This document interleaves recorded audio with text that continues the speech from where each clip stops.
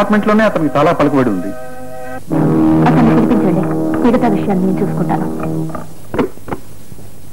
Come in mister Dharmahamsa, meet mister Shastri DIG. He's an officer from income tax. He's from central bureau of investigation. Sorry mister Dharmahamsa, seat మీది కాదు, నా పిఏదే. నన్ను ఇక్కడికి మీరు ఏ అధికారంతో పిలిపించారు? సారీ, ఇలా పిలిపించడానికి నాకు అధికారం లేదు. డిఐజీ గారు, ఈసారి అరెస్ట్ వారెంట్ ఇష్యూ చేసి తీసుకురండి. Pavani, call me madam. Officer గారు, మీ కంప్లైంట్స్ ఏమిటి చెప్పండి.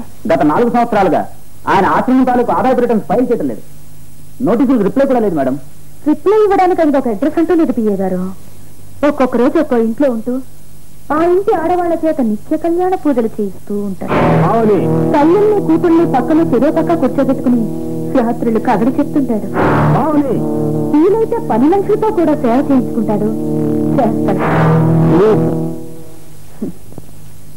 Thank you mister Dharmahamsa. ఒక బాధ్యతాయుతమైన మంత్రిని ఆమె ఆఫీస్ లో యుద్ధం తిట్టినందుకు గాను ఐపీసీ 499 ప్రకారం మీ మీద అరెస్ట్ వారెంట్ ఇష్యూ చేస్తున్నాను. Thank you. ఓహో, ఇదన్నమాట నీ ప్లాన్. ఓకే, నువ్వు వారెంట్ ఇష్యూ చేసేలోగా నేను బెయిల్ తెచ్చుకోగలను. Good bye mister Dharmahamsa. Wish you best of luck. Mister Dharmahamsa, meet mister Shastri DIG. Is an officer from income tax, bureau of